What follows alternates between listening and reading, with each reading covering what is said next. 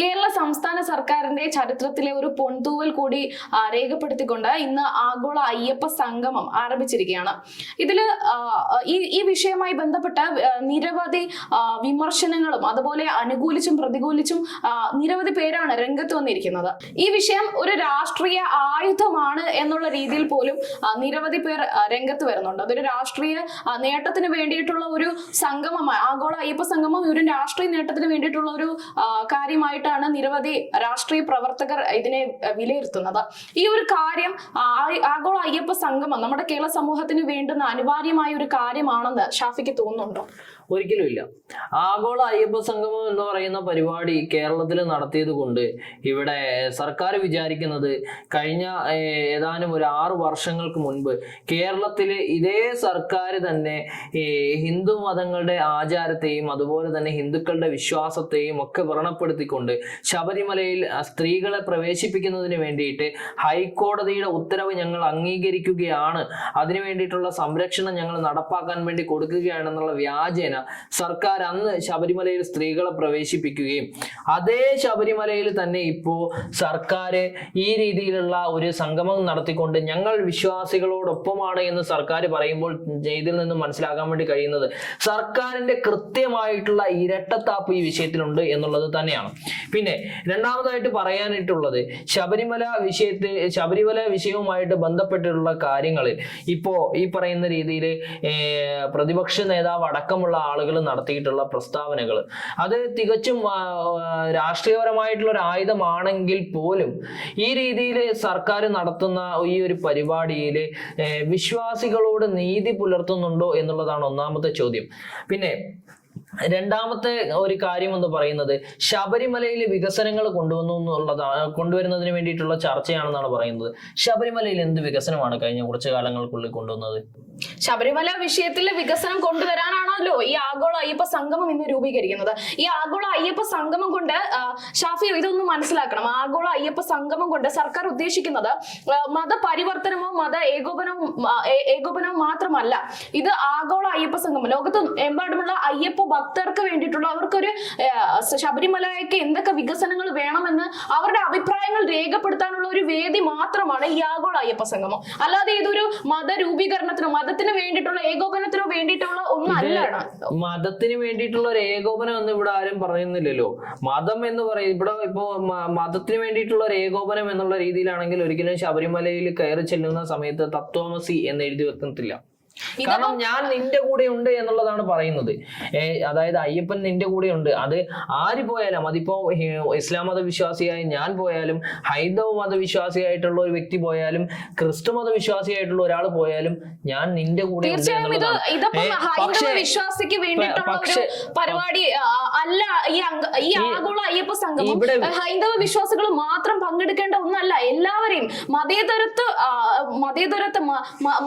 മതഭേദമന്യേ വിളിച്ചിരിക്കുന്ന ഒരു സംഘമാണ്. ഇതില് നിരവധി രാഷ്ട്രീയ പ്രവർത്തകർ എല്ലാ രാഷ്ട്രീയക്കാരെയും ക്ഷണിച്ചതാണ്. അതില് വിയോജിപ്പ് പ്രകടിപ്പിച്ചവർ മാത്രം മാറി നിന്നു മറ്റുള്ളവരെ ഉൾക്കൊള്ളിച്ചുകൊണ്ടാണ് ഈ ആഗോള അയ്യപ്പ സംഗമം ഇവിടെ നടക്കുന്നത്. അപ്പം ഇതിന്റെ കാഴ്ചപ്പാട് ആഗോള അയ്യപ്പ സംഗമം കൊണ്ട് കേരള സർക്കാർ ഉദ്ദേശിക്കുന്നത് മറ്റൊന്നുമല്ല. ഇതില് രാഷ്ട്രീയ പരിവർത്തനമോ ഒന്നുമല്ല, വ്യവസായമാണ് നമ്മുടെ വികസനമാണ് ഇവിടെ നമ്മുടെ കേരള സർക്കാർ ലക്ഷ്യമിട്ടേക്കുന്നത്. വികസനം എന്ന് പറയുന്നാൽ ശബരിമലയുടെ ശബരിമല ബന്ധപ്പെട്ട് നിൽക്കുന്ന ജനങ്ങളുടെ വികസനം, അവിടെ ശബരിമലയുമായി ബന്ധപ്പെട്ടിട്ടുള്ള ചില വ്യവസായങ്ങൾ നടത്തുന്നവർക്ക് വേണ്ടിയിട്ടുള്ള വികസനം, അവർക്ക് വേണ്ടിയിട്ടുള്ള ശബരിമല റെയിൽ വികസനം, അങ്ങനെ ഈ വികസനം എന്ന് പറഞ്ഞാൽ പത്തനംതിട്ട ജില്ലയുടെ വികസനമായി, അത് കേരളത്തെ ബാധിക്കുന്ന ഒരു വികസനമായി മാറും. അത്തരം വികസനങ്ങളെയാണ് സർക്കാർ അതിനെ പ്രൊമോട്ട് ചെയ്യുന്നത്. അല്ലാതെ താങ്കൾ പറയുന്നത് പോലെ ഇത് ഒരു സമയം ഹൈന്ദവ വിശ്വാസത്തെ വ്രണപ്പെടുത്താൻ സർക്കാർ ശ്രമിച്ചു. ഇന്ന് അവരുടെ രാഷ്ട്രീയ താല്പര്യത്തിന് വേണ്ടിയിട്ട് ഈ ആഗോള അയ്യപ്പ സംഗമം ഉപയോഗിക്കുന്നു എന്നതിൽ ഒരു വസ്തുതാവിരുദ്ധമായ കാര്യമാണ്. അത് തികച്ചും വസ്തുതാവിരുദ്ധതയാണ് അതിലുള്ളത്. എന്തുകൊണ്ടാണ് താങ്കൾ അത് ആഗോള അയ്യപ്പ സംഗമം അത് എന്തുകൊണ്ടാണ് ഇലക്ഷൻ അടുത്തിരിക്കെ ഇതൊരു അവരുടെ ഒരു കാർഡാണ് എന്നുള്ള തരത്തിൽ എന്തുകൊണ്ടാണ് താങ്കൾ സംസാരിക്കാൻ കാരണം വളരെ വ്യക്തമാണ്. രണ്ടാം പിണറായി സർക്കാർ കേരളത്തിൽ അധികാരത്തിലേറിയിട്ട് എത്ര വർഷമായി? 10 വർഷം. ഒന്നാം പിണറായി സർക്കാരും രണ്ടാം പിണറായി സർക്കാരും കൂടിയിട്ട് ഇപ്പോ കേരളത്തിൽ അധികാരത്തിൽ വന്നിട്ട് ഏകദേശം 9.5 മാസം കഴിഞ്ഞിരിക്കുകയാണ്. ഈ 9.5 മാസത്തിനിടയിൽ പിണറായി സർക്കാരിന്, അതായത് കേരളം ഭരിക്കുന്ന ആഭ്യന്തര വകുപ്പ് മന്ത്രിയും മുഖ്യമന്ത്രിയുമായ സഖാവ് പിണറായി വിജയന്റെ നേതൃത്വത്തിലുള്ള സർക്കാരിന് ഇപ്പോഴാണോ ആഗോള അയ്യപ്പ സംഗമം നടത്താനുള്ള സമയം കിട്ടിയത്?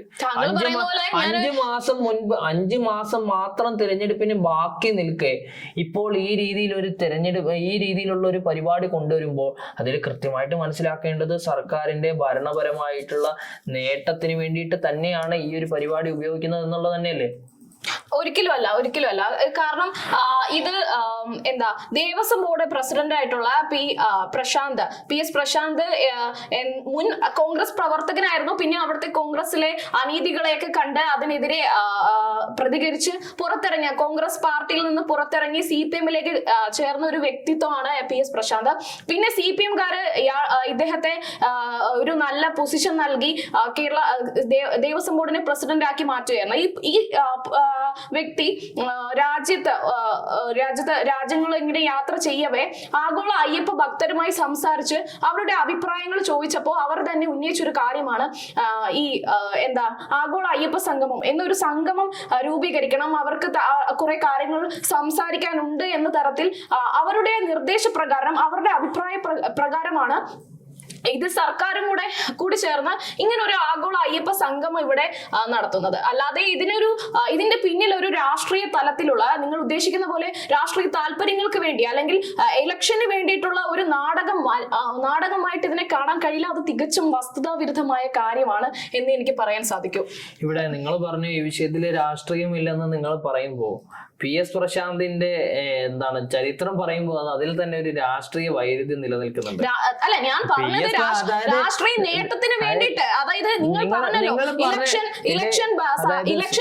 ഇലക്ഷനുമായി ബന്ധപ്പെട്ട ഇലക്ഷന് വേണ്ടിയിട്ട് ഹിന്ദുക്കളുടെ വോട്ട് പിടിച്ചു പറ്റാനുള്ള ഒരു തന്ത്രമാണ് ഇതെന്ന് ആരോപിച്ചത് കൊണ്ടാണ് ഞാൻ അത് അക്കാര്യം എടുത്തിട്ടത്. എന്തുകൊണ്ട് ആഗോള അയ്യപ്പ സംഗമം, എന്തുകൊണ്ട് താങ്കൾ പറയുന്നത് ആഗോള അയ്യപ്പ സംഗമം, താങ്കൾ ചോദിച്ചല്ലോ ആഗോള അയ്യപ്പ സംഗമം എന്തുകൊണ്ട് ഇത്രയും നാള് ലേറ്റ് ആയി എന്നുള്ളത്, അതിനുള്ള മറുപടിയാണ് ഞാൻ നൽകിയത്. ആഗോള അയ്യപ്പ സംഗമം എന്തുകൊണ്ട് ലേറ്റ് ആയി എന്ന് ചോദിക്കുമ്പോൾ PS പ്രശാന്തിന്റെ ചരിത്രമല്ലല്ലോ ഇവിടെ PS പ്രശാന്തിന്റെ ചരിത്രമല്ലല്ലോ ഞാൻ പറഞ്ഞത്. PS പ്രശാന്ത് മറ്റു രാജ്യങ്ങളിൽ പോയി മറ്റുള്ളവരുടെ അഭിപ്രായം നിങ്ങൾ പറഞ്ഞു. പക്ഷെ അതിനു മുൻപ് എന്താണ് നിങ്ങൾ പറഞ്ഞത്? PS പ്രശാന്ത് മുൻ കോൺഗ്രസ് പ്രവർത്തകനായിരുന്നു.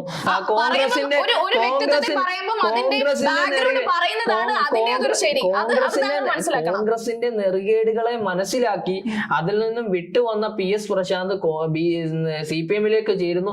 CPM-ൽ ഒരു നല്ല വ്യക്തിത്വമാണ് അദ്ദേഹം എന്ന് തോന്നിയത് കൊണ്ട് അദ്ദേഹത്തിന് ദേവസ്വം പ്രസിഡന്റ് സ്ഥാനം നൽകുന്നു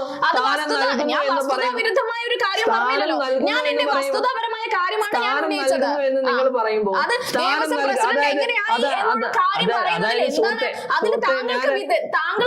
ഞാനൊരു കാര്യം പറയട്ടെ. നിങ്ങൾ സംസാരിക്കാൻ എനിക്കൊരു അല്പസമയം തരണം. ഇവിടെ ദേവസ്വം പ്രസിഡന്റിന്റെ സ്ഥാനം PS പ്രശാന്തിന് നൽകാനായിട്ടുള്ള ഒരു യോഗ്യത എന്ന് പറയുന്നത് അദ്ദേഹം കോൺഗ്രസ് വിട്ടിട്ട് CPM-ൽ ചേർന്ന് അദ്ദേഹം CPM-മാർക്ക് ഒരു നല്ല മനുഷ്യനാണെന്ന് ബോധ്യപ്പെട്ടു എന്നുള്ളതാണോ? ഒരു വ്യക്തി താങ്കൾ ചോദിച്ചതിനുള്ള മറുപടിയാണ് ഞാൻ നൽകിയത്. താങ്കൾ ചോദിച്ചല്ലോ ശബരിമല വിഷയം, ഇപ്പൊ ആഗോള അയ്യപ്പ സംഗമം എന്തുകൊണ്ട് ഇത്രയും നാൾ വൈകി, ഇപ്പം ഈ ഇലക്ഷൻ അടുത്തിരിക്കെ എന്തുകൊണ്ട് നടത്തിയെന്നുള്ളതിന് ഉത്തരമാണ് ഞാൻ നൽകിയത്. അദ്ദേഹം അവിടെ യാത്ര ചെയ്ത് മറ്റുള്ളവരുടെ അഭിപ്രായം തേടി, അതുകൊണ്ടാണ് ഈ ആഗോള അയ്യപ്പ സംഗമം നടത്തിയെന്നാണ് ഞാൻ ഉദ്ദേശിച്ചത്. താങ്കൾ ഈ ഞാൻ പറഞ്ഞ ഒരു കാര്യത്തെ വളച്ചൊടിച്ച് മറ്റൊരു രീതിയിൽ വളച്ചൊടിച്ച് മറ്റൊരു തരത്തിലേക്ക് ആക്കാൻ വേണ്ടി ശ്രമിച്ചില്ല. നിങ്ങൾ തന്നെ പറഞ്ഞു, ഞാൻ സൂചിപ്പിച്ചത് ഇത്രയും ഉള്ളൂ. സുഹൃത്തെ നിങ്ങൾ തന്നെയാണ് പറഞ്ഞത് ഇവിടെ ശബരിമല വിഷയവുമായിട്ട് ബന്ധപ്പെട്ടുകൊണ്ട് ആഗോള അയ്യപ്പ സംഗമത്തിന് പ്രത്യേകിച്ച് രാഷ്ട്രീയമില്ലെന്ന്. അപ്പോൾ പ്രത്യേകിച്ച് രാഷ്ട്രീയമില്ലെങ്കിൽ PS പ്രശാന്ത് മുൻ കോൺഗ്രസ് പ്രവർത്തകനായിരുന്നു. അദ്ദേഹം CPM-ലേക്ക് വന്നു. അദ്ദേഹം CPM-ലേക്ക് വന്നു എന്നുള്ള ഒരു പ്രസ്താവന കാര്യമല്ലല്ലോ. അയ്യപ്പ സംഗമമായി ബാധിക്കുന്ന കാര്യമല്ലല്ലോ താങ്കൾ ഈ പറയുന്നത്. PS പ്രശാന്തിനെ കുറിച്ച് ഞാൻ ഇവിടെ പറഞ്ഞു എന്നത് വസ്തുതാപരമായ കാര്യമാണ്. അയാളെ ഇവിടെ അദ്ദേഹത്തെ ഇവിടെ പറഞ്ഞപ്പോൾ അദ്ദേഹത്തിന്റെ ബാക്ക്ഗ്രൗണ്ട് പറഞ്ഞു മറുപടി നൽകാൻ കഴിയാത്തപ്പോൾ ഉത്തരം കൊല്ലണം കുത്തുന്ന സ്വഭാവം കാണിക്കുന്നത് നല്ലതല്ല ഷാഫി. അദ്ദേഹത്തിന്റെ ബാക്ക്ഗ്രൗണ്ട് എന്തിനു പറയണം? ദേവസ്വം പ്രസിഡന്റ് ആണ് PS പ്രശാന്ത് എങ്കിൽ അദ്ദേഹം PS പ്രശാന്ത് ആഗോളതലത്തിൽ സഞ്ചരിച്ചപ്പോൾ ഒരു കാര്യമാണല്ലോ. അദ്ദേഹം മുൻ കോൺഗ്രസ് പ്രവർത്തകനായിരുന്നു എന്ന് പറയുന്നത് തെറ്റാണ് ഇതിലുള്ളത്. എന്നുള്ളതല്ലോ നിങ്ങൾ സൂചിപ്പിച്ച ന്യായീകരണമല്ല. താങ്കൾക്ക് ഇതിന് മറുപടി ഇല്ലാത്തപ്പോൾ മറ്റൊരു രീതിയിൽ ആക്കാൻ ശ്രമിക്കണ്ട. താങ്കൾക്ക് ഞാൻ പറഞ്ഞതില് മറുപടി ഇല്ലാതെ വരുമ്പോ താങ്കൾ പറഞ്ഞ കാര്യങ്ങൾക്കാണ് ഞാൻ മറുപടി നൽകിയത്. എന്തുകൊണ്ട് ആഗോള അയ്യപ്പ സംഗമം വൈകി എന്നത് അതിന് മറുപടിയാണ് ഞാൻ ഇത് നൽകിയത്. ഇതിന് താങ്കൾക്ക് മറുപടി ഇല്ല. ഇത്തരം കാര്യങ്ങൾ സംസാരിക്കേണ്ട കാര്യമില്ല. ഞാൻ പറഞ്ഞ സ്റ്റേറ്റ്മെന്റിന് താങ്കൾക്ക് മറുപടി ഉണ്ടെങ്കിൽ സംസാരിക്കും, അല്ലെങ്കിൽ അതിനെ വാദിക്കുന്ന രീതിയിൽ സംസാരിക്കാം. അല്ലാതെ ഞാൻ പറഞ്ഞ ഒരു കാര്യത്തെ മാത്രം മുൻനിർത്തി അത് മറ്റൊരു രീതിയിൽ വളച്ചൊടിക്കാൻ ശ്രമിക്കുന്ന താങ്കളുടെ ചിന്താഗതി അത് ശരിയല്ല. സുഹൃത്തെ, ഇവിടെ നിങ്ങൾ ഒരു കാര്യം മനസ്സിലാക്കാം. ഇവിടെ താങ്കൾ പറഞ്ഞു ഇവിടെ PS പ്രശാന്തിനെ കുറിച്ച് പറയുമ്പോൾ ഇത്രയും രോഷാകുലനാകേണ്ട കാര്യമൊന്നുമില്ല.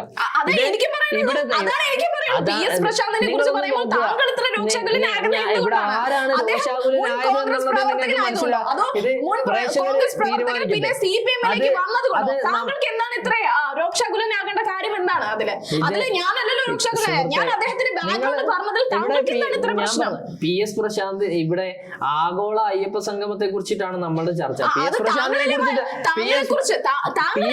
മറ്റൊരു രീതിയിലേക്ക് ദേവസ്വം ബോർഡ് പ്രസിഡന്റ് ആണ്. അദ്ദേഹത്തെ കുറിച്ച് സംസാരിക്കുമ്പോൾ അദ്ദേഹം ഏത് പാർട്ടിയിലായിരുന്നു എന്ന് പറയുന്നതിൽ യാതൊരു വിശ്വാസപരമായിട്ടുള്ള ഒരു കാര്യത്തിലേക്ക് എന്തിന് നിങ്ങൾ വിശ്വാസപരമായ കാര്യമായി വളച്ചൊടിക്കാതെ താങ്കൾ വിശ്വാസപരമായ ഒരു കാര്യം ഒരു പരിപാടിയാണ് എവിടെയെങ്കിലും പറഞ്ഞിട്ടുണ്ടോ? നിങ്ങൾ എന്താണ് പറഞ്ഞത്? ആഗോള അയ്യപ്പ സംഗമത്തിന് രാഷ്ട്രീയമില്ല. ആഗോള അയ്യപ്പ സംഗമം എന്ന് പറയുന്നത് ശബരിമലയുടെയും പത്തനംതിട്ടയുടെയും വികസനമാണ്. ആ വികസനം മാത്രമാണ് ആഗോള അയ്യപ്പ സംഗമം ഉദ്ദേശിച്ചിട്ടുള്ളത്. ആഗോള അയ്യപ്പ സംഗമം അതിനെ കൗണ്ടർ ചെയ്ത് ചോദിച്ച ഒരു ചോദ്യം എന്ന് പറയുന്നത്, എന്തുകൊണ്ട് സർക്കാരിന് കഴിഞ്ഞ കാലത്ത് ഈ രീതിയിലുള്ള പ്രവർത്തനങ്ങൾ ഈ പരിപാടികളുമായിട്ട് മുന്നോട്ട് പോകാൻ കഴിഞ്ഞില്ല എന്ന്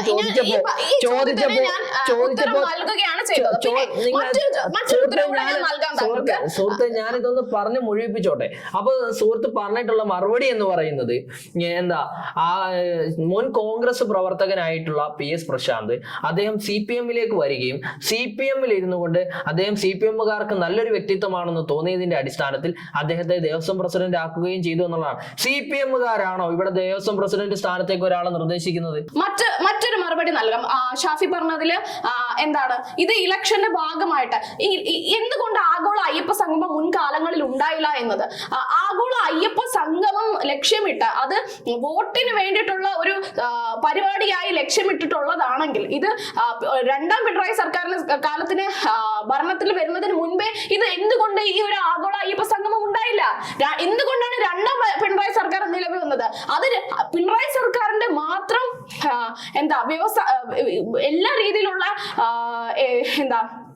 എല്ലാ രീതിയിലുള്ള വികസനത്തിന്റെ ഭാഗമായിട്ടാണ് രണ്ടാം പിണറായി സർക്കാർ ജനങ്ങൾ അംഗീകരിച്ചത് കൊണ്ട് അവർ കൊടുത്ത അംഗീകാരമാണ് രണ്ടാം പിണറായി സർക്കാരിന്റെ ആധിപത്യം. അത് താങ്കൾ മനസ്സിലാക്കണം. അതിനു മുന്നേ ആഗോള അയ്യപ്പ സംഗമം ഉണ്ടായിട്ടില്ല. കാരണം എന്താണ്? ആഗോള അയ്യപ്പ സംഗമം ഉണ്ടായിട്ടല്ല രണ്ടാം പിണറായി സർക്കാർ ഇതിൽ വന്നത്. അത് താങ്കൾ മനസ്സിലാക്കണം. ആഗോള അയ്യപ്പ സംഗമം രണ്ടാം പിണറായി സർക്കാരിന്റെ കാലത്ത് വന്നു എന്ന് പറയുന്നതിന് ഇവിടെ ആരും കുറ്റം പറഞ്ഞിട്ടില്ല. പക്ഷേ ഇവിടെ ആഗോള അയ്യപ്പ സംഗമം ഇപ്പോൾ സർക്കാർ നടപ്പിലാക്കുന്നതിന്റെ ഉദ്ദേശം എന്ന് പറയുന്നത് അത് രാഷ്ട്രീയപരമായിട്ടുള്ള താല്പര്യങ്ങൾ ഒരിക്കലുമല്ല. രാഷ്ട്രീയപരമായിട്ടുള്ള നിങ്ങൾ എനിക്കൊന്ന് സംസാരിക്കാനുള്ള അവസരം തരിക. ഒന്നാമത് ഇവിടെ ആഗോള അയ്യപ്പ സംഗമം എന്ന് പറയുന്ന സംഗതി, ആഗോള അയ്യപ്പ സംഗമം എന്ന് പറയുന്ന പരിപാടി ഞാൻ മുൻപ് സൂചിപ്പിച്ചു. മുൻ സർക്കാരിന്റെ കാലത്ത് എന്തുകൊണ്ട് നടപ്പിലാക്കിയില്ല? ഇപ്പോൾ അധികാരത്തിൽ വന്നു. ഒന്നാം പിണറായി സർക്കാരിന്റെ കാലത്ത് ഉണ്ടായിട്ടുള്ള നേട്ടങ്ങളെയും കോട്ടങ്ങളെയും ജനങ്ങൾ വിലയിരുത്തിയിട്ടാണ് രണ്ടാം പിണറായി സർക്കാരിന് ഭരണം നൽകിയിട്ടുള്ളത്. രണ്ടാം പിണറായി സർക്കാരിനെ തിരഞ്ഞെടുത്തത് കേരളത്തിലെ ജനങ്ങൾ തന്നെയാണ്, അതിൽ തർക്കമൊന്നുമില്ല. പക്ഷേ ഒരു ഭരണകൂടത്തെ തിരഞ്ഞെടുക്കുന്നത് ജനങ്ങളുടെ അവകാശമാണ്. ആ ഭരണകൂടം ചെയ്യുന്ന തെറ്റുകൾ ചൂണ്ടിക്കാട്ടുന്നതും ഇവിടുത്തെ ജനങ്ങളുടെ അവകാശമാണ്. ഇനി ഇപ്പോ ഈ ആഗോള അയ്യപ്പ സംഗമം സർക്കാർ നടത്തുന്നത് കൊണ്ടുള്ള സർക്കാരിന്റെ നേട്ടങ്ങൾ എന്തൊക്കെയാണ് എന്നതിനെക്കാട്ടിലുപരി ഇവിടെ വിശ്വാസികളോട് എന്ത് നീതിയാണ് സർക്കാർ പുലർത്തിയിരിക്കുന്നത്? വിശ്വാസികളോട് എനിക്കൊന്ന് പറയാനായിട്ടുള്ള ഒരു അവസരം താങ്കൾ തരാം സുഹൃത്തെ. സർക്കാരിന്റെ രണ്ടാം പിണറായി ഗവൺമെന്റ് അധികാരത്തിൽ വന്നതിന് ശേഷം സർക്കാർ പറഞ്ഞിട്ടുള്ള ഒരു സംഗതിയാണ് 10 കോടി രൂപ പിണറായി ഗവൺമെന്റ് എല്ലാ വർഷവും കൃത്യമായിട്ട് ശബരിമലയ്ക്കും ദേവസ്വം ബോർഡിനും നൽകുമെന്നാണ് പറഞ്ഞത്. 10 കോടി രൂപ. ഈ 10 കോടി രൂപയിൽ എത്ര തവണ സർക്കാർ ഈ ദേവസ്വം ബോർഡിന് കൊടുത്തിട്ടുണ്ട്? ഇനി അതൊക്കെ പോട്ടെ, എല്ലാ വർഷവും സർക്കാരിൽ നിന്ന് കൊടുക്കേണ്ട 83 ലക്ഷം രൂപയുണ്ട്. ശബരിമലയുടെ വികസനത്തിന് വേണ്ടിയിട്ട് കൊടുക്കേണ്ട 83 ലക്ഷം രൂപ. ഈ 83 ലക്ഷം രൂപയിൽ എത്ര തവണ സർക്കാർ കൊടുത്തിട്ടുണ്ട്? കഴിഞ്ഞ 3 വർഷമായിട്ട് സർക്കാരിന്റെ ഈ തുക നൽകുന്ന കാര്യങ്ങൾ ഇവിടെ നിങ്ങൾ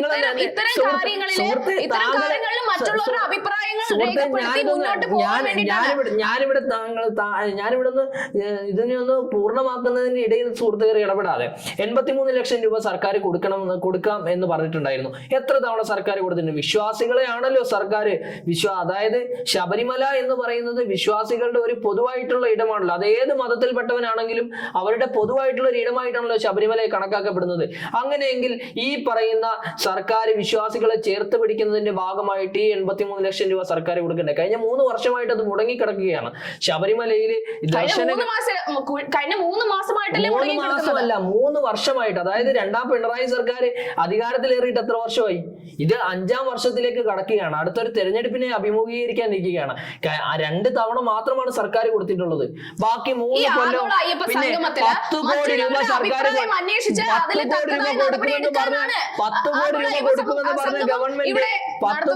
10 കോടി രൂപ കൊടുക്കുമെന്ന് പറഞ്ഞ ഗവൺമെന്റ് എവിടെയാണ് 10 കോടി രൂപ കൊടുത്തിട്ടുള്ളത്? കഴിഞ്ഞ 5 വർഷമായിട്ട് കൊടുത്തിട്ടില്ല എന്ന് മാത്രമല്ല, അത് മുൻപ് പിണറായി വിജയൻ മുഖ്യമന്ത്രി ആയതിനു ശേഷം അദ്ദേഹം തന്നെ മാധ്യമങ്ങൾക്ക് മുൻപിൽ വന്ന് പറഞ്ഞ എന്താ 10 കോടി രൂപ ശബരിമലയുടെ വികസനത്തിന് വേണ്ടി എല്ലാ വർഷവും മാറ്റി വെക്കുന്നത്. 10 കോടി രൂപയിൽ പോട്ടെ, എല്ലാ വർഷവും കൊടുക്കേണ്ട ശബരിമലയുടെ അടിസ്ഥാന വികസനത്തിന് വേണ്ടി കൊടുക്കേണ്ട 83 ലക്ഷം രൂപ കൊടുത്തിട്ടുണ്ടോ? കൊടുത്തിട്ടില്ല. ഇത് സർക്കാർ ഈ രീതിയിലുള്ള ന്യൂനതകൾ അവിടെ നിലനിൽക്കുമ്പോൾ തന്നെ അതേ വിശ്വാസികളുടെ കണ്ണിൽ പൊടിയിടാൻ വേണ്ടിയിട്ട് ഇപ്പൊ ആഗോള അയ്യപ്പ സംഗമം നടത്തുന്നു. വിശ്വാസികളുടെ കണ്ണിൽ പൊടിയിടാനായിട്ടല്ല ഈ ആഗോള അയ്യപ്പ സംഗമം നടത്തുന്നത്. അത് താങ്കൾ മനസ്സിലാക്കണം. ഹൈന്ദവ വിശ്വാസികൾ, അതായത് ഹിന്ദു വിശ്വാസികളെ ആകർഷിക്കാൻ വേണ്ടിയിട്ടൊരു ആഗോള അയ്യപ്പ സംഗമം അല്ല ഇത്. അതൊരു വസ്തുതാപരമായ കാര്യം, അത് നിങ്ങൾ മനസ്സിലാക്കണം. ആഗോള അയ്യപ്പ സംഗമം ശബരിമലയിൽ എത്തുന്ന വിശ്വാസികളിൽ എനിക്ക് പറയാൻ അവസരം നൽകൂ. ഞാൻ താങ്കൾ സംസാരിച്ചപ്പോൾ മൗനം പാലിച്ചിരുന്നല്ലോ.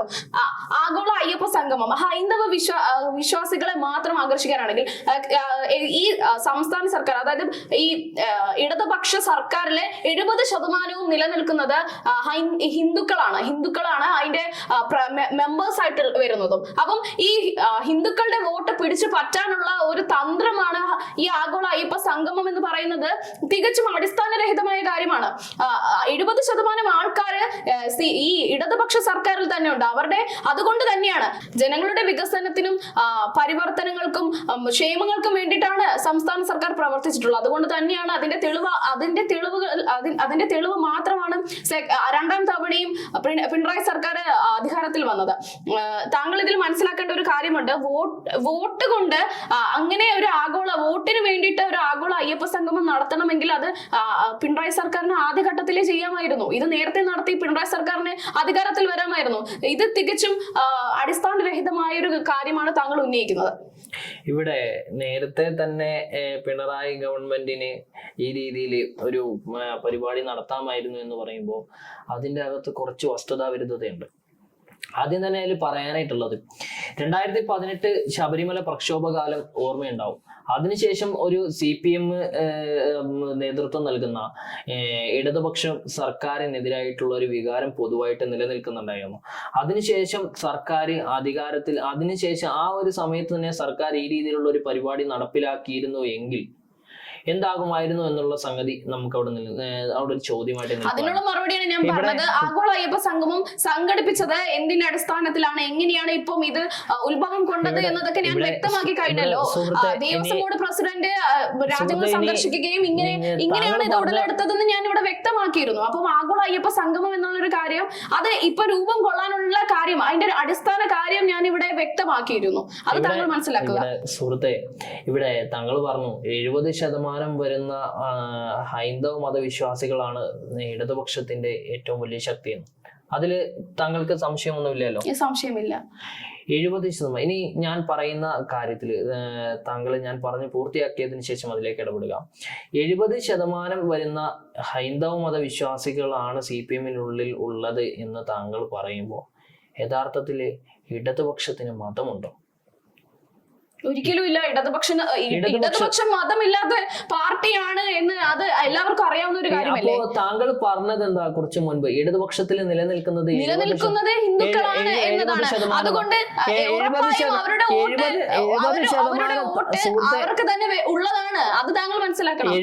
സുഹൃത്തെ, താങ്കൾ പറഞ്ഞതിലുള്ള ഒരു വസ്തുതാവിരുദ്ധതയെ ഞാൻ ചൂണ്ടിക്കാട്ടിയതാണ്. താങ്കൾ തന്നെയാണ് ആദ്യം പറഞ്ഞത് ഇടതുപക്ഷത്തിൽ നിലനിൽക്കുന്നത് 70% ഹൈന്ദവ മതവിശ്വാസികളാണെന്ന്.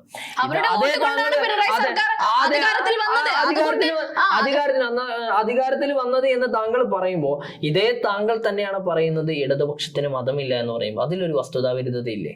ഇടതുപക്ഷത്തിന് മതമില്ല. ഇടതുപക്ഷത്തിന് മതമില്ല എന്ന് താങ്കൾ പറയുന്നു. ഇടതുപക്ഷത്തിന് മതമില്ലല്ലോ? ഇല്ല, മതമില്ല. അപ്പോ ഇടതുപക്ഷത്തിൽ 70% നിലനിൽക്കുന്നത്, അതായത് ഇടതുപക്ഷ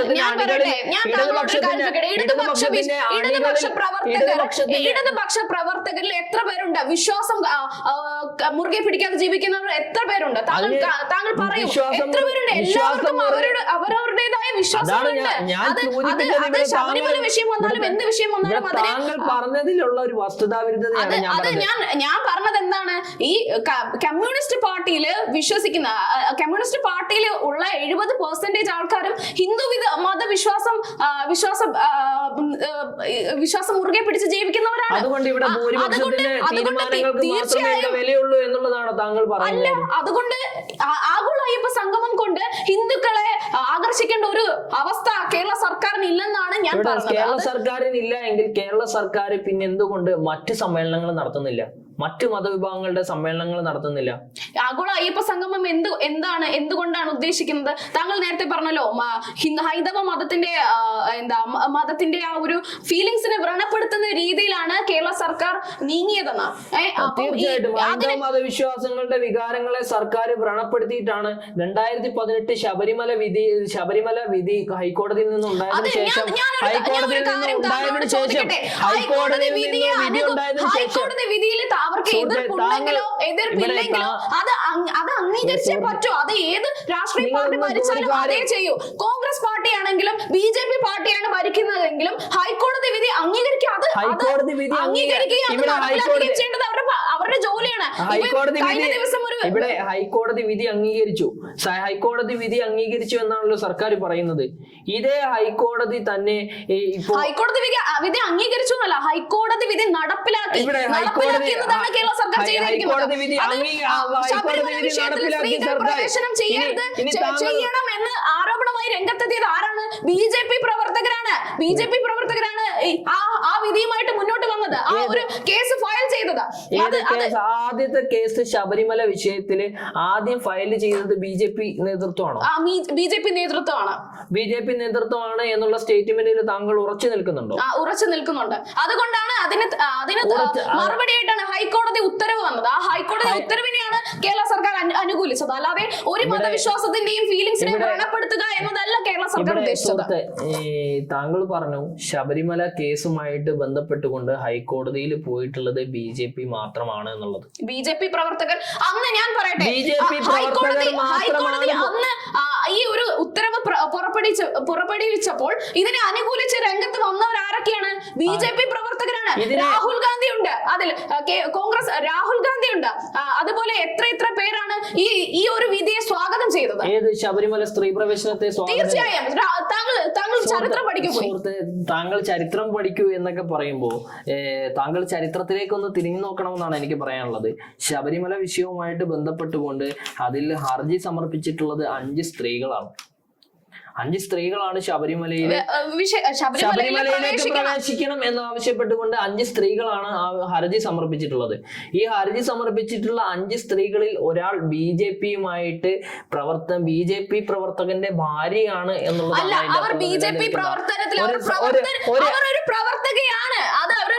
പ്രവർത്തകയാണ് എന്നെങ്ങനെയാണ് താങ്കൾക്ക് ബോധ്യപ്പെടുക? താങ്കൾ പറഞ്ഞതുപോലെ തന്നെ BJP അന്ന് ആ സുപ്രീം കോടതിയിൽ അത് ഹർജി നൽകിയതിൽ ഒരാൾ പ്രേരണ കുമാരി എന്ന് പറയുന്ന ഒരു സ്ത്രീയാണ്. അവര് BJP പ്രവർത്തകയാണ്. അത് BJP ലീഗ് സെല്ലിന്റെയും ഹൈക്കോടതിയുടെ സെക്രട്ടറി യൂണിറ്റിൽ ഉള്ള ഒരു പ്രവർത്തകയാണ് ഇവർ. അതില് താങ്കൾക്ക് എന്തെങ്കിലും ഒബ്ജക്ഷൻ ഉണ്ടോ?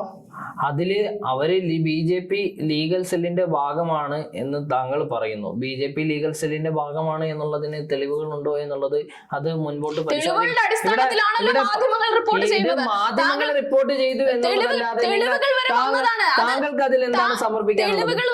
ഇവിടെ നിങ്ങൾ മനസ്സിലാക്കേണ്ട ഒരു കാര്യം, പ്രേരണകുമാരി ഹർജി നൽകി എന്ന് പറയുന്നു. പ്രേരണകുമാരിയോടൊപ്പം തന്നെ 4 സ്ത്രീകൾ ഉണ്ടായിരുന്നു. പിന്നെ ശബരിമല വിഷയത്തില് കേരളത്തില് BJP ഈ വിഷയത്തിൽ നടത്തിയിട്ടുള്ള ഇടപെടലുകൾ, BJP കേരളത്തില് യഥാർത്ഥത്തിൽ BJP എന്ന് പറയുന്ന ഒരു സംഘടന യഥാർത്ഥത്തിൽ ഇവിടെ നടത്തിക്കൊണ്ടിരിക്കുന്ന പ്രവൃത്തികൾ അവരെ സംബന്ധിച്ചിടത്തോളം ഇത് ശബരിമല എന്ന് പറയുന്ന ഒരു വിശ്വാസത്തിനപ്പുറം അവർക്കതൊരു രാഷ്ട്രീയ ആയുധം മാത്രമാണ്. ഞാനിവിടെ ചൂണ്ടിക്കാട്ടിയത് വിശ്വാസികളുടെ വിശ്വാസത്തെയാണ്. ഇത് രണ്ടും രണ്ടാണ്. രാഷ്ട്രീയവും വിശ്വാസവും രണ്ടും രണ്ടാണ്. ഒരു വിഭാഗം വിശ്വാസത്തെ രാഷ്ട്രീയപരമായിട്ട് ഉപയോഗിക്കുന്നു, മറ്റൊരു വിഭാഗം. താങ്കൾ ഇതിൽ മനസ്സിലാക്കേണ്ട ഒരു കാര്യമുണ്ട്. ഒരു ഹൈക്കോടതി ഉത്തരവ് വരുമ്പോൾ അതിനെ അംഗീകരിക്കാൻ മാത്രമേ അത് ഭരിക്കുന്ന സർക്കാരിന് പറ്റുകയുള്ളൂ. അതിനെ അംഗീകരിച്ച് അത് നടപ്പിലാക്കുക മാത്രമാണ് സംസ്ഥാന സർക്കാർ ചെയ്തത്. അല്ലാതെ ഇവിടെ ഹൈക്കോടതി ഉത്തരവുകളുടെ കാര്യങ്ങൾ പറയുമ്പോൾ ഇവിടെ സംസ്ഥാന സർക്കാർ ഈ ശബരിമല വിഷയവുമായിട്ട് ബന്ധപ്പെട്ടുകൊണ്ട് കേരളത്തിൽ എടുത്തിട്ടുള്ള കേസുകളെ കുറിച്ച് അന്ന് ഈ സംഭവം വന്നപ്പോഴത്തേക്ക് അന്ന് ഈ വിവാദങ്ങൾ ആളിക്കത്തിയ സമയത്തും ഈ ഹൈക്കോടതി വിധി വന്നതും അംഗീകരിച്ചതും എല്ലാം BJP ഉള്ളവരും കോൺഗ്രസിലുള്ളവരും ഒക്കെ തന്നെയാണ് ഇതിനെ സ്വാഗതം ചെയ്തത്. എന്നിട്ട് പെട്ടെന്ന് NSS നായർ സർവീസ് കമ്മ്യൂണിറ്റി അവർ NSS മാത്രം ഇതിനെതിരെ നിന്നപ്പോഴാണ് അവർക്ക് മനസ്സിലായത് ഹൈന്ദവ വിശ്വാസ പ്രകാരമുള്ള വോട്ടുകൾ അവർക്ക് കിട്ടാതാകുന്നു പറഞ്ഞിട്ടാണ് ഇവര് വേഗം അവര് ഇതിനെ വളച്ചൊടിച്ച് അവര് മറുകണ്ഠം ചാടിയത്. അത് താങ്കൾ മനസ്സിലാക്കണം. ഇവിടെ NSS തിരിഞ്ഞതുകൊണ്ട് അതുപോലെ തന്നെ NSS തിരിഞ്ഞതുകൊണ്ട് മാത്രം വിശ്വാസികളുടെ വോട്ട് നഷ്ടപ്പെടുന്നു എന്നെങ്ങനെയാണ് പറയാൻ പറ്റുക? NSS എന്ന് പറയുന്നത് ഹിന്ദു സമുദായത്തിലെ വെറും 5%, ഹിന്ദു സമുദായത്തിലെ വെറും 5% മാത്രം വരുന്ന ഒരു വിഭാഗമാണ്. ബാക്കി ഹിന്ദു സമുദായത്തിൽ 95% ജനങ്ങളും ഉണ്ടായിരുന്നു. NSS കമ്മ്യൂണിറ്റി ആ ഒരു ഭാഗം തിരിഞ്ഞത് കൊണ്ട് മാത്രമാണ് വേഗം. അപ്പൊ അതില് NSS തിരിഞ്ഞു എന്ന് പറയുന്നതിൽ വസ്തുതയുണ്ടോ? 5% വരുന്ന 95% വരുന്ന ഹൈന്ദവ മതവിശ്വാസികളില് 5% മാത്രമാണ് നായർ സമുദായം ഉള്ളത്. ഈ 5% കഴിഞ്ഞു കഴിഞ്ഞാൽ ബാക്കി 95% ഹിന്ദു സമുദായത്തിൽ പെട്ടിട്ടുള്ള വിഭാഗങ്ങളല്ലേ. അപ്പൊ എങ്ങനെയാണ് NSS തിരിഞ്ഞത് കൊണ്ട് മാത്രം ഈ ഇടതുപക്ഷ കോൺഗ്രസും അതുപോലെ തന്നെ BJPയും തിരിഞ്ഞു എന്ന് പറയാൻ പറ്റുക? അതുകൊണ്ട് തന്നെയാണല്ലോ തിരിഞ്ഞത്. അതുകൊണ്ട് തന്നെയാണ് തിരിഞ്ഞത് എന്ന് താങ്കൾ എന്തുകൊണ്ടാണ് പറയുന്നത് എന്നാണ് ഞാൻ ചോദിച്ചത്. ഇവിടെ ആഗോള അയ്യപ്പ സംഗമത്തെ കുറിച്ച് പറയുമ്പോൾ ഇവിടെ ശബരിമലയെ ഒരു ടൂറിസം കേന്ദ്രമാക്കി മാറ്റുക കൂടി എന്നുള്ള ഒരു ഉദ്ദേശം കൂടി സർക്കാർ ഇതിൽ പരാമർശിക്കുന്നുണ്ട്. അതിൽ താങ്കൾക്ക് എന്തെങ്കിലും ഇത് പറയാനായിട്ടുണ്ടോ?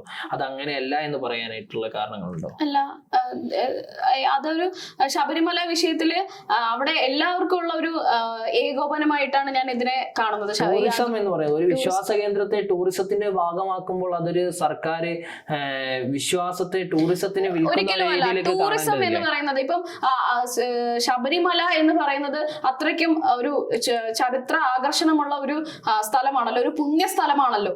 അതെ, പുണ്യസ്ഥലങ്ങൾ എന്ന് പറയുന്നത് വിശ്വാസങ്ങൾ മാത്രം സംരക്ഷിക്കപ്പെടേണ്ട സ്ഥലങ്ങളാണ്. ആ സ്ഥലങ്ങളെ ഒരു ടൂറിസം കേന്ദ്രമാക്കി മാറ്റുന്നതിലൂടെ വിശ്വാസത്തെ വ്രണപ്പെടുത്തുക തന്നെയാണ്. ടൂറിസം കേന്ദ്രം മറ്റ് ആൾക്കാരെ ഇതിലേക്ക് വരാനും മറ്റുള്ളവരെ ഇതിലേക്ക് ആകർഷിക്കുക എന്നുള്ളത് വിശ്വാസം എന്ന് പറയുന്നത് അത് ഓരോ മനസ്സിലും ഉണ്ടാകേണ്ട കാര്യമാണ്. വിശ്വാസത്തെ ടൂറിസവുമായി ബന്ധിപ്പിക്കുമ്പോൾ വിശ്വാസത്തെ അത് വ്രണപ്പെടുത്തുകയാണ്. തികച്ചും അത് കേരള സംസ്ഥാനത്തിന്റെ തന്നെ ഒരു പുരോഗമനമായിട്ട് അതിനെ കാണാൻ എങ്ങനെയാണ് പുരോഗമനമാവുക? പുരോഗമനം എന്നതുകൊണ്ട് ഉദ്ദേശിക്കണമെങ്കിൽ അടിസ്ഥാനപരമായിട്ട് അയ്യപ്പ ഭക്തന്മാരുടെ ശബരിമലയിൽ 41 ദിവസം വ്രതം എടുത്ത് നോമ്പ് നോറ്റ് കാൽനടയായിട്ട് ശബരിമലയിൽ എത്തിയിട്ടുള്ള അയ്യപ്പ ഭക്തർക്ക് പലപ്പോഴും അയ്യപ്പനെ ദർശിക്കാനുള്ള സമയം കിട്ടാറില്ല, അവർക്ക് അതിനുള്ള അവസരങ്ങൾ കിട്ടാറില്ല. ആദ്യം സർക്കാർ പരിഗണിക്കേണ്ടത് ആ രീതിയിലുള്ള വിഷയങ്ങളാണ്. അടിസ്ഥാനപരമായിട്ട് ശബരിമലയിലേക്ക് പോകുന്ന അയ്യപ്പ ഭക്തർക്ക് അടിസ്ഥാനപരമായിട്ടുള്ള വികസനങ്ങൾ കൊണ്ടുവരിക എന്നുള്ളതാണ്. ഇതൊക്കെയാണ് സർക്കാർ അടിസ്ഥാന വികസനം എന്നുകൊണ്ട് ഉദ്ദേശിക്കുന്നത്. ശബരിമല വിഷയത്തില് ആർക്കൊക്കെ എന്തൊക്കെ അഭിപ്രായങ്ങളാണ്, എന്തൊക്കെ വികസനങ്ങളാണ് വേണ്ടുന്നത് എന്നുള്ള ഒരു അഭിപ്രായത്തിലാണല്ലോ ഈ ആഗോള അയ്യപ്പ സംഗമം സംഘടിപ്പിച്ചിരിക്കുന്നത്. കൊണ്ടുവരേണ്ടതെന്ന് സർക്കാർ ചിന്തിക്കേണ്ടത് രണ്ടാം പിണറായി സർക്കാരിന്റെ അവസാനത്തിലല്ല, ശബരിമല എന്തുകൊണ്ട് രണ്ടാം പിണറായി സർക്കാരിന്റെ അവസാനത്തിൽ ഈ ഒരു നിമിഷം ആഗോള അയ്യപ്പ സംഗമം സംഘടിപ്പിച്ചതിൽ എന്താണ് തെറ്റ്? അതെനിക്ക് മനസ്സിലാവുന്നില്ല. എന്താണ് തെറ്റ് എന്നുള്ളത് 2026 ഇലക്ഷനാണ് വരുന്നത്. 2026 ഇലക്ഷൻ കമ്മ്യൂണിസ്റ്റ് പാർട്ടിയിലുള്ളവരെ കമ്മ്യൂണിസ്റ്റ് പാർട്ടി എന്താണ് ഹിന്ദുക്കളെ സ്വാധീനിക്കാൻ വേണ്ടിയിട്ടുള്ള ഒരു സംഗമമായിട്ട് ആഗോള അയ്യപ്പ സംഗമത്തെ കാണാൻ സാധിക്കില്ല എന്ന് നേരത്തെ ഞാൻ സ്ഥാപിച്ച കാര്യമാണ്. ആഗോള അയ്യപ്പ സംഗമത്തിൽ പങ്കെടുത്തവരിൽ 70% ആരാണ്? എന്താണ് ആഗോള അയ്യപ്പ സംഗമത്തിൽ പങ്കെടുത്തവരിൽ ഭൂരിഭാഗം ഏത് വിഭാഗത്തിൽപ്പെട്ടിട്ടുള്ള വിഭാഗങ്ങളാണ്? ഹൈന്ദവ വിശ്വാസികളാണ്. അപ്പോ ഹൈന്ദവ വിശ്വാസികൾക്ക് വേണ്ടിയിട്ടല്ലേ ആഗോള അയ്യപ്പ സംഗമം നടത്തിയത്? ഒരിക്കലുമല്ല. അത് അപ്പോ അയ്യപ്പ സംഗമം ശബരിമല എന്ന് പറയുന്ന ഒരു പുണ്യ കേന്ദ്രത്തെ ഉപയോഗപ്പെടുത്തുന്നത് ജാതി മതഭേദമന്യേ നടത്തുന്ന ഒരു പരിപാടിയാണ് ആഗോള അയ്യപ്പ സംഗമം. അതിനെ ഒരു കണ്ണിൽ കൂടെ മാത്രം കാണാൻ സാധിക്കില്ല. മതപരിവർത്തനത്തിന് മാത്രമായിട്ടുള്ള പരിപാടിയായിട്ട് ഇതിനെ കാണാൻ സാധിക്കില്ല. ഇതിൽ വിയോജിപ്പുള്ളവർ മാത്രമാണ് മാറുന്നത്. BJP, കോൺഗ്രസ് അടക്കമുള്ളവർ മാത്രമാണ് ഇതിൽ മാറുന്നത്. ഇതിൽ എന്താ SNDP, NSS സംഘടനകൾ ഇവരെല്ലാവരും ഇതിൽ പങ്കെടുത്തിട്ടുണ്ട്. തമിഴ്നാട് സ്റ്റാലിൻ അടക്കമുള്ളവർ ഇതിൽ പങ്കെടുക്കുന്നുണ്ട്. NSS അടക്കമുള്ള സംഘടനകൾ താങ്കൾ പറഞ്ഞു ഇത് ഒരു വിഭാഗത്തിന് വേണ്ടി മാത്രം വെച്ച പരിപാടി എന്നല്ല എന്നല്ലേ താങ്കൾ പറഞ്ഞത്? ഒരു വിഭാഗത്തിന് വേണ്ടിയിട്ടല്ല, ഇത് ഇവരുടെ എല്ലാവരുടെ അഭിപ്രായങ്ങൾ രേഖപ്പെടുത്താനുള്ള ഒരു സംഗമം ആയിട്ടാണ് ഇത് കാണാൻ സാധിക്കും. ഇവിടെ ശബരിമല അയ്യപ്പ സംഗമം എന്ന് പറയുന്ന പരിപാടി ഇവിടെ ആഗോളതലത്തിലുള്ള അയ്യപ്പ ഭക്തരുടെ അഭിപ്രായങ്ങളെ കേൾക്കാനായിട്ടുള്ള ഒരു പരിപാടിയാണ്. ആഗോളതലത്തിലുള്ള അയ്യപ്പ ഭക്തരുടെ പരിപാടിയിൽ താങ്കൾ പറഞ്ഞു ഇവിടെയുള്ള എല്ലാ രാഷ്ട്രീയ പാർട്ടികളെയും ഈ പരിപാടിയിൽ ക്ഷണിച്ചിട്ടുണ്ടായിരുന്നു. പക്ഷേ അതിൽ വിയോജിപ്പ് പ്രകടിപ്പിച്ച BJP, കോൺഗ്രസ് അവർ മാത്രമാണ് ഇതിൽ പരിപാടിയിൽ പങ്കെടുക്കാതിരുന്നത്. മറ്റ് മതവിഭാഗങ്ങളിലുള്ള ആളുകൾക്കും ക്ഷണം ഉണ്ടായിരുന്നു ഇതില് പൊതുവായിട്ടുള്ള ഒരു ആഗോള അയ്യപ്പ സംഘമായിരുന്നു. ഇവിടെ അഭിപ്രായങ്ങൾ ശബരിമല വിഷയത്തിൽ അഭിപ്രായങ്ങൾ രേഖപ്പെടുത്താനുള്ളവർക്ക് എല്ലാവർക്കും. ഞാൻ ചോദിച്ചത് താങ്കൾ പറഞ്ഞു ആഗോള അയ്യപ്പ സംഗമം എന്ന് പറയുന്ന ഒരു പരിപാടി ഈ നടത്തുന്നതുമായിട്ട് ബന്ധപ്പെട്ടുകൊണ്ട് ഇവിടത്തെ രാഷ്ട്രീയ പാർട്ടികളിലുള്ളവരെയും പൊതുമേഖലകളിലുള്ളവരെയും മതമേഖലകളിലുള്ളവരെയും ഒക്കെ വിളിച്ചിട്ടുണ്ടായിരുന്നു എന്ന് പറഞ്ഞു. അപ്പോൾ താങ്കൾ തന്നെ പറയുന്നു ആഗോള അയ്യപ്പ സംഗമം എന്ന് പറയുന്നത് ഒരു മതത്തിന്റെ മാത്രം പരിപാടിയല്ല എന്ന്. എങ്കിൽ എന്തുകൊണ്ട് മറ്റു മതവിഭാഗങ്ങളിലുള്ള ആളുകൾ പങ്കെടുക്കുന്നില്ല? കാരണം ശബരിമലയിൽ കൂടുതലും ഏത് വിഭാഗം ആളുകളാണ് ചെല്ലുന്നത് താങ്കൾക്ക് അറിയാമല്ലോ. ഇവിടെ താങ്കൾ തന്നെയാണ് പറഞ്ഞത് ഇവിടെ ആഗോള അയ്യപ്പ സംഗമം എന്ന് പറയുന്ന പരിപാടി ഒരു മതവിഭാഗത്തിന്റെ മാത്രം പരിപാടിയല്ല എന്ന്. മറ്റു മതവിഭാഗങ്ങൾ കൂടിയിട്ടുള്ള മറ്റു മതവിഭാഗങ്ങളല്ല, മറ്റു രാഷ്ട്രീയക്കാരെ എല്ലാവരെയും ഉൾക്കൊള്ളിച്ച് മാത്രം ഒരു പരിപാടി നടത്തിയതാണോ ശബരിമല എന്നത്? ഒരു എന്താണ് ശബരിമല എന്നത് തത്വമസിയാണെന്ന് താങ്കൾ തന്നെയാണ് നേരത്തെ രേഖപ്പെടുത്തിയത്. തത്വമസി എന്ന് പറയുന്നത് ഞാൻ നിന്റെ കൂടെ ഉണ്ട്. എല്ലാവർക്കും അവിടെ വരാം. അത് എല്ലാ മതവിഭാഗത്തിലുള്ളവർക്കും വരാം. ഇവിടെ എല്ലാ മതവിഭാഗത്തിലുള്ളവർക്കും വരാമെന്ന് തത്വമസി എന്ന് പറയുന്ന ഒരു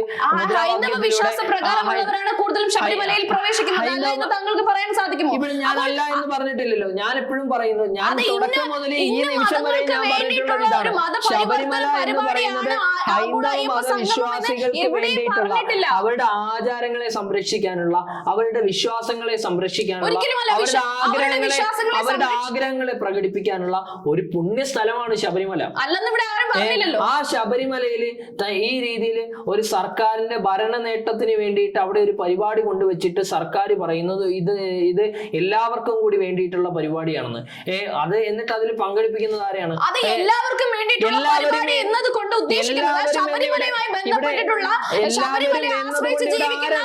സാധാരണക്കാർക്ക് വേണ്ടിയിട്ടുള്ളതാണ്. ശബരിമല ആശ്രയിച്ച് ജീവിക്കുന്ന വ്യക്തിത്വങ്ങൾക്ക് വേണ്ടിയിട്ടുള്ളതാണ്.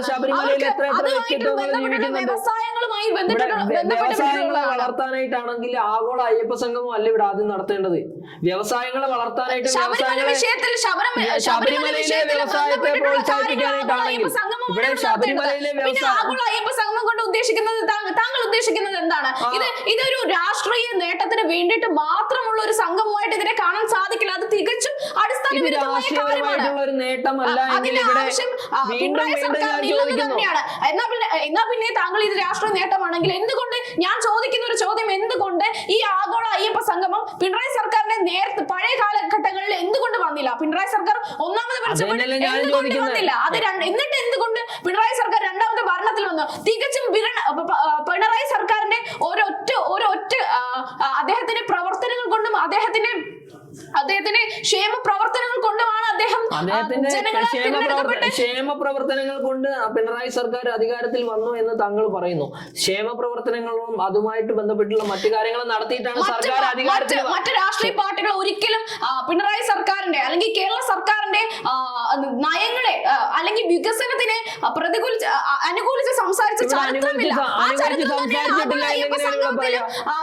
റിപ്പീറ്റ് ചെയ്തുകൊണ്ടിരിക്കുന്നത്.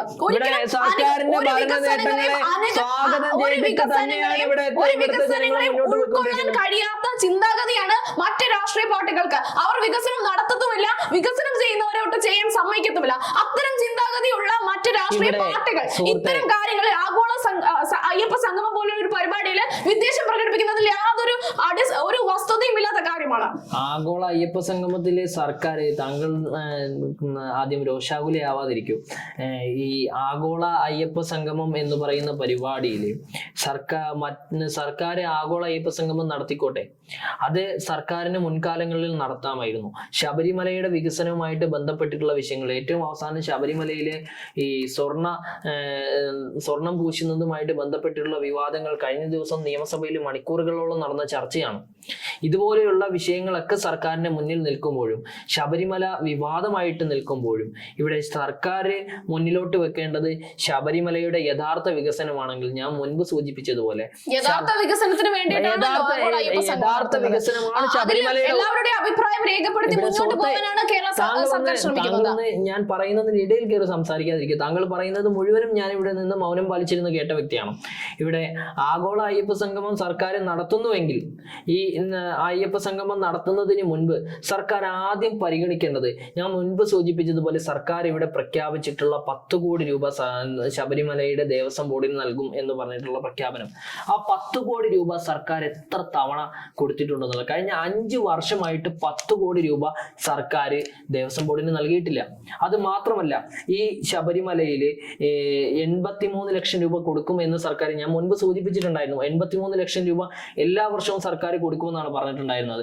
83 ലക്ഷം രൂപ സർക്കാർ എത്ര തവണ കൊടുത്തു? രണ്ടാം പിണറായി സർക്കാർ അധികാരത്തിൽ വന്നതിന് ശേഷം ആദ്യം ശബരിമലയ്ക്ക് വേണ്ടി നൽകുമെന്ന് പറഞ്ഞിട്ടുള്ള തുകയാണ്. അടിസ്ഥാനപരമായിട്ട് കൊടുക്കേണ്ട ഗ്രാന്റ് തുകയാണ്. അത് 10 കോടി രൂപ കൊടുക്കും എന്ന് പറയുന്നത് കൊടുത്തിട്ടുമില്ല. 83 ലക്ഷം രൂപ നിർബന്ധമായിട്ടും കൊടുക്കേണ്ട പൈസ ഇതുവരെ 2 തവണ മാത്രമാണ് കൊടുത്തിട്ടുള്ളത്. അത് മാത്രമല്ല, ഇവിടെ ശബരിമലയുടെ ക്ലീനിങ് ആൻഡ് അതുമായിട്ട് ബന്ധപ്പെട്ടിട്ടുള്ള വകുപ്പിൽ അതിന്റെ ചെലവ് വഹിക്കേണ്ടത് 50% ദേവസ്വം ബോർഡും 50% ഗവൺമെന്റുമാണ്. ഇതിൽ ഇതില് 50% പകരം 100% പണവും ഇന്നും മുടക്കിക്കൊണ്ടിരിക്കുന്നത് ദേവസ്വം ബോർഡാണ്. 50% മുടക്കേണ്ടത് സർക്കാരാണ്. സർക്കാർ അത് നടത്തിയിട്ടില്ല.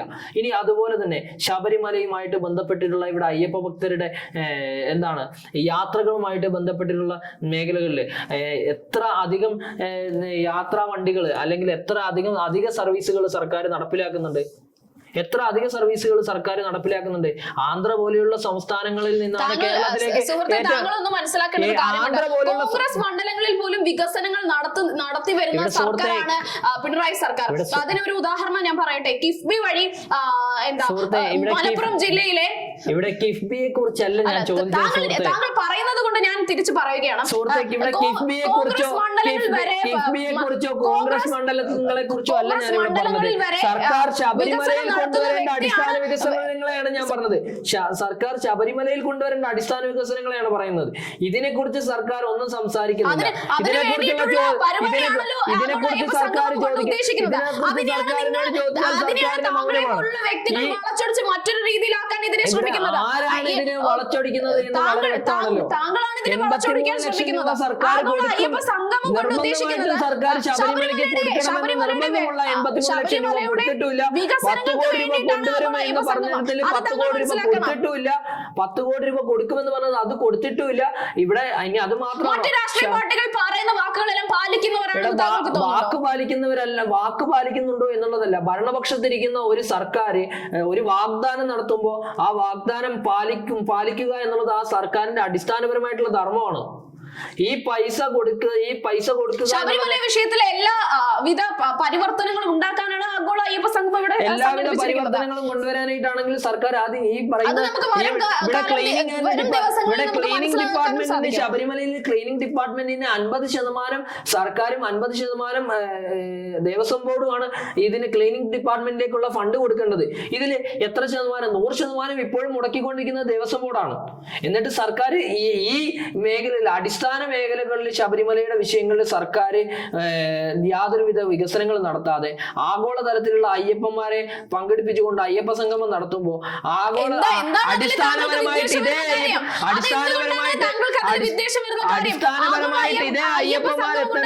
അടിസ്ഥാനപരമായിട്ട് ഇതേ അയ്യപ്പന്മാരെത്തേണ്ട ശബരിമലയിൽ അടിസ്ഥാന വികസനം കൊണ്ടുവരാതെ ആഗോളതലത്തിൽ അയ്യപ്പന്മാരെ വലിച്ചു കൂട്ടിയിട്ട് വല്ല കാര്യമുണ്ടോ?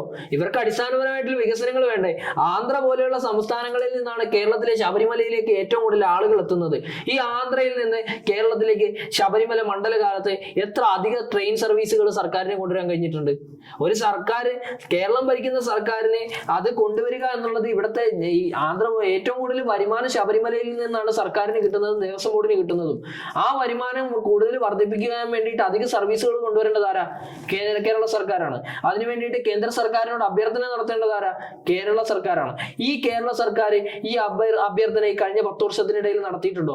KSRTCക്ക് പോലും അധിക സർവീസുകൾ ശബരിമലയിൽ എത്ര ശതമാനമാണ് കൊടുക്കുന്നത് എന്നുള്ളത് നിങ്ങളൊന്ന് ചിന്തിച്ചിട്ടുണ്ടോ? ഇവിടെ അയ്യപ്പ ഭക്തന്മാര് ഇവിടെ കാൽനടയായിട്ട് പോകുന്ന സമയത്ത് അയ്യപ്പ ഭക്തന്മാർക്ക് സർക്കാരിന് വിശ്രമ കേന്ദ്രങ്ങൾ നൽകുക എന്നുള്ളത് ഒരു മാനുഷികമായിട്ടുള്ള പരിഗണനയാണ്. എത്ര വിശ്രമ കേന്ദ്രങ്ങൾ സർക്കാർ ശബരിമലയുമായിട്ട് ബന്ധപ്പെട്ടുകൊണ്ട് സംസ്ഥാനത്ത് നടത്തുന്നുണ്ട്? ഒന്ന് ചിന്തിച്ചു നോക്കുക. ഇതൊക്കെ ശബരിമല വിശ്വാസികളുടെ അടിസ്ഥാന വിഷയമാണ്. ഈ അടിസ്ഥാന വിഷയങ്ങളിലൊന്നും സർക്കാർ പരിഹാരം കാണാതെ ആഗോളതലത്തിൽ അയ്യപ്പന്മാരെ മൊത്തം വിളിച്ചു കൂട്ടിയിട്ട് ശബരിമലയുടെ വികസനത്തെ കുറിച്ചാണ് ഞങ്ങൾ സംസാരിക്കുന്നത് എന്ന് പറയുമ്പോൾ അതിന് രാഷ്ട്രീയ നേട്ടമല്ലാതെ അതിനെ മറ്റൊരു രീതിയിലും കാണാൻ കഴിയില്ല. രാഷ്ട്രീയ നേട്ടമായിട്ട് അതിനെ കാണാൻ സാധിക്കില്ല. ഇത് സർക്കാരിന്റെ അഭിപ്രായം രേഖപ്പെടുത്തുക എന്നുള്ളതിൽ അഭിപ്രായങ്ങൾ കേൾക്കുക എന്നുള്ളതിലല്ല, പരിവർത്തനങ്ങൾ കൊണ്ടുവരിക എന്നുള്ളതിലാണ്. പരിവർത്തനം കൊണ്ടുവരാൻ കഴിയും. കഴിഞ്ഞ 5 വർഷമായിട്ട് ഈ മേഖലകളിലൊക്കെ എന്ത് ഞാൻ ചോദിച്ച മേഖലകളിലൊക്കെ ഞാൻ ചോദിച്ച മേഖലകളിൽ സർക്കാർ പിണറായി ഗവൺമെന്റ് അധികാരത്തിൽ വന്നതിന് രണ്ടാം പിണറായി ഗവൺമെന്റ് അധികാരത്തിൽ വന്നതിന് ശേഷം മറ്റുള്ളവരുടെ അഭിപ്രായങ്ങൾ രേഖപ്പെടുത്തിയിട്ടുണ്ടെങ്കിൽ താങ്കൾക്ക് ഇത് പറയാൻ സാധ്യതയുണ്ട്. രണ്ടാം പിണറായി ഗവൺമെന്റ് അധികാരത്തിൽ വന്നതിന് ശേഷം ഞാൻ പറഞ്ഞ ഈ വിഷയം രണ്ടാം പിണറായി ഗവൺമെന്റ് അധികാരത്തിൽ എത്തിയതിനു ശേഷം സർക്കാർ നടത്തിയിട്ടുള്ള പ്രഖ്യാപനങ്ങളാണ് ഇതൊക്കെ. അല്ലാതെ ഇവിടെ മറ്റാരും നടത്തിയിട്ടുള്ള പ്രഖ്യാപനങ്ങളല്ല. ദേവസ്വം വകുപ്പ് മന്ത്രിയായിട്ട് VN വാസവൻ സ്ഥാനമേറ്റതിനു ശേഷം അദ്ദേഹം നടത്തിയിട്ടുള്ള പ്രഖ്യാപനങ്ങളാണ് ഈ പറഞ്ഞത് 10 കോടി രൂപ കൊടുക്കുമെന്ന് പറഞ്ഞത്. 5 വർഷമായിട്ട് കൊടുത്തിട്ടില്ല എന്ന് മാത്രമല്ല, ഇവിടെ ഇപ്പോഴും ശബരിമലയിലെ ദേവസ്വം ബോർഡിന്റെ പണം ഉപയോഗിച്ചിട്ടാണ് ശബരിമലയിലെ കാര്യങ്ങൾ പോകുന്നത്. എന്നിട്ട് ആ സർക്കാർ ശബരിമലയിലെ ഭക്തന്മാർക്ക് വേണ്ടിയിട്ട് അവരുടെ വികസനത്തിന് ഭക്തന്മാർക്ക് വേണ്ടിയിട്ട് ഇനി ഭക്തന്മാർക്ക് വേണ്ടിയിട്ടല്ല എന്ന് താങ്കൾ വാദിക്കുന്നു. ശബരിമലയിൽ ഏറ്റവും കൂടുതൽ വരുന്നത് ശബരിമലയിൽ എന്താണെങ്കിലും വരുന്നവരെല്ലാം വെറുതെ വരുന്നവരല്ലല്ലോ. അവരുടെ മനസ്സിൽ ഒരു ഭക്തിയുടെ ഭാഗമായിട്ട്, അവർ ഏത് വിഭാഗത്തിൽപ്പെട്ടവരാണെങ്കിലും ഭക്തിയുടെ ഭാഗമായിട്ട് അവർ ദൈവത്തെ കാണാൻ വേണ്ടിയിട്ടല്ലേ വരുന്നത്. അപ്പോ ആ ഭക്തന്മാരെ പറ്റിക്കുന്ന രീതിയിലുള്ള ഒരു ഭക്തരുടെ കണ്ണിൽ പൊടിയിടുക എന്നുള്ള ഒരു നടപടിയാണ് സർക്കാർ ഈ വിഷയത്തിൽ എടുത്തിട്ടുള്ളത്. ഞാൻ പൊടിയിടുന്നു എന്ന് ഞാൻ പറഞ്ഞതിന്റെ കാര്യം, അടിസ്ഥാനപരമായിട്ടുള്ള ശബരിമലയുടെ വികസന കാര്യങ്ങളിൽ സർക്കാർ അതിൽ യാതൊരുവിധ വികസനവും കൊണ്ടുവരാതിരിക്കുകയും അതേസമയം വികസനത്തെ മനസ്സിലാക്കേണ്ട ഒരു കാര്യമുണ്ട്. ഈ ആഗോള അയ്യപ്പ സംഗമം സംഘടിപ്പിക്കുന്നത് തന്നെ ശബരിമലയുടെ വികസനത്തിന് വേണ്ടിയിട്ടാണ്. കഴിഞ്ഞ 5 വർഷമായിട്ട് സർക്കാർ